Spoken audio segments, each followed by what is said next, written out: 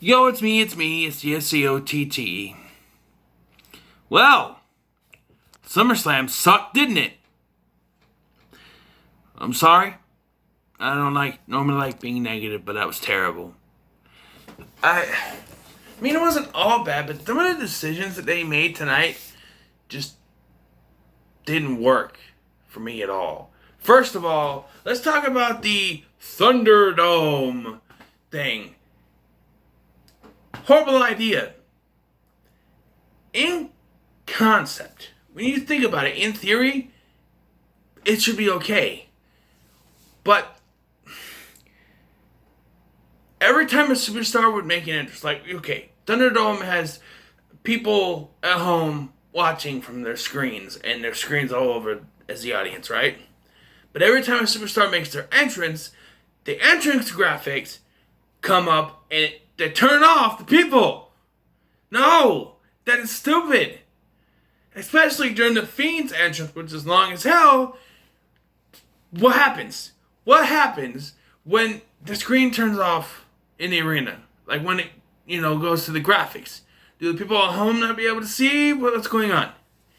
I don't understand the concept anymore. In theory, it seemed like a decent concept, but I just don't know anymore. So we got a pre-show.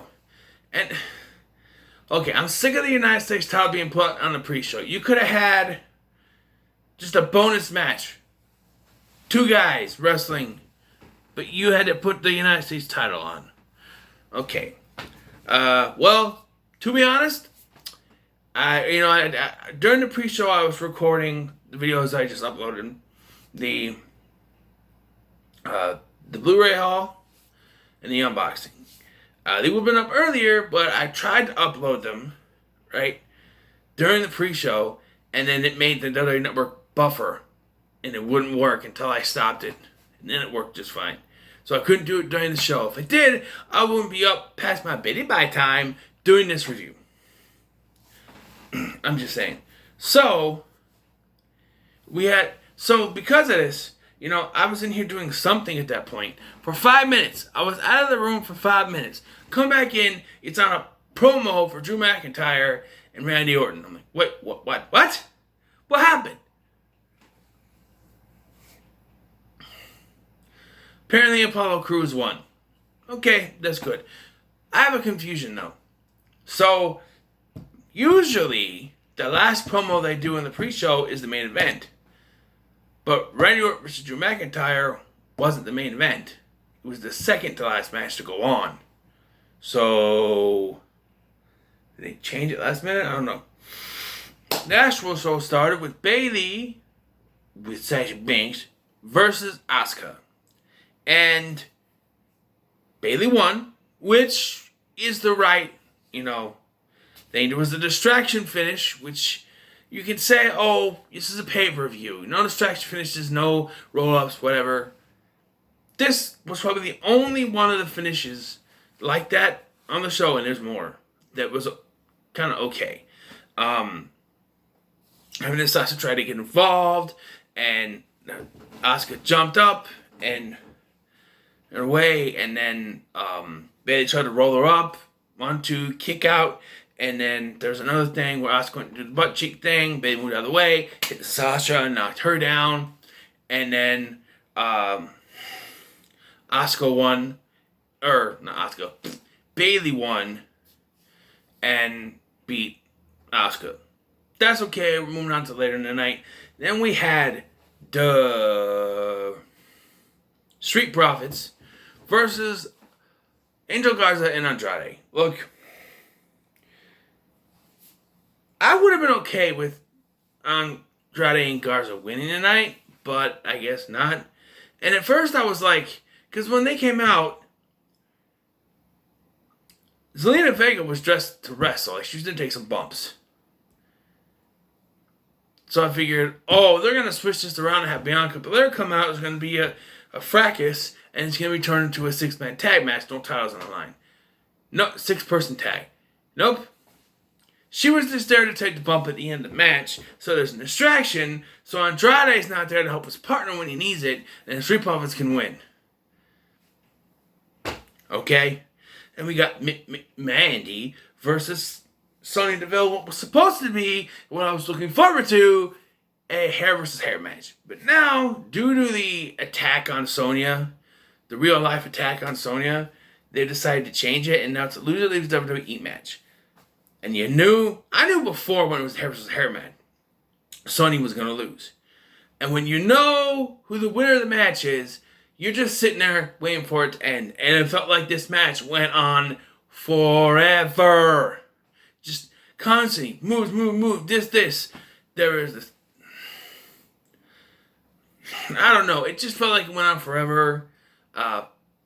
Mandy won the match. Otis came out, did the caterpillar. They celebrated. She tried to do a caterpillar but couldn't do it.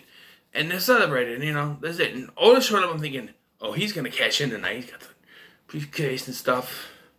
We'll get to that. Next, we had Seth Rollins versus Dominic Mysterio. Well, first of all, Dominic Mysterio's music. Dominic Mysterio's music was pretty cool. It's like a remix version of Booyaka Booyaka.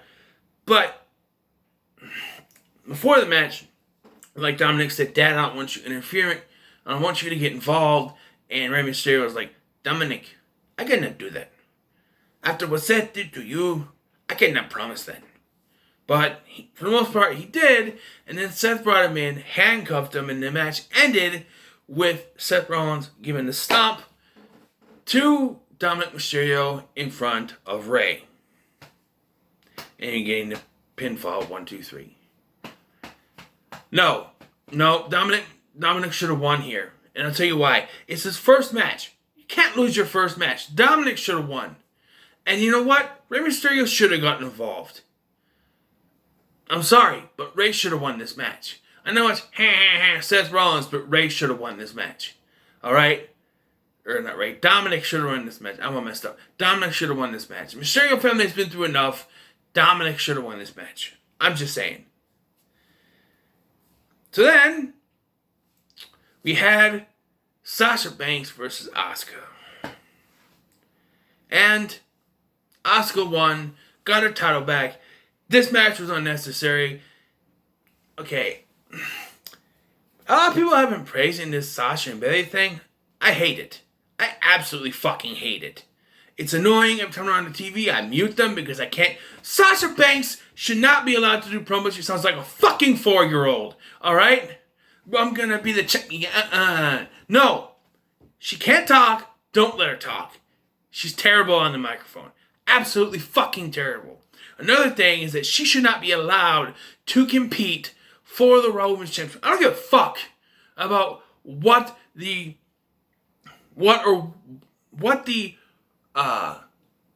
Women's Tag Team Championships allows you to do.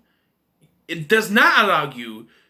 It allows you to compete on the other brand. It does not allow you, however, to compete for that brand's championship. I know you sit there and say, oh, but the regular tag team titles back in like 2012, they allowed them to anyone to go for the United States or kind of. Yeah, by then the brands were already broken up anyway. But this is a brand split now. We're keeping the brand split not very well, but they're still in the brand split. Sasha should have been able to compete. And I thought, okay, she's not a SmackDown superstar, so she shouldn't even been involved. Well, she's not a Raw superstar. I mean, she shouldn't. But she won it, and that was bullshit to begin with. And so, being that she lost, what should have happened was that she should have lost that match due to, what should have happened was that, okay, you know what happened at the Horror Show Extreme Rules. Then that following match on Raw, she should have lost, and it should have been Bayley's fault. And then they had the match here instead of extending it farther on. Alright? And then we're going to have Payback next week of all times. And something's going to happen there. They're hopefully going to lose the tag team titles, and that'll be it. And they'll have to fight. After 2 years of trying to build this up, sorry, I didn't mean to pick my nose on. I got a booger playing in there. I'm sorry. But yeah, Asuka won. Move on from this. Let's do something else. Have her go against Shannon Baszler. That'll be cool. So then we had Drew McIntyre versus Randy Orton. And Drew McIntyre retained. Now, to me, it didn't matter who won this match. but how the match was won.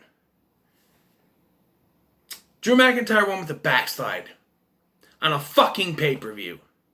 No, this is a fucking pay-per-view. You do not do those kind of finishes on a pay-per-view. Alright? No. I wouldn't care. I don't care who won. I just care how it was won. No. Bullshit. Then we have, I'm running out of time. We had Braun Strowman versus The Fiend. And this was a decent match. Falls come anywhere, that kind of thing. The finish came, Braun Strowman came in and he used a box cutter to cut open the thing and open the ring to where there was wood.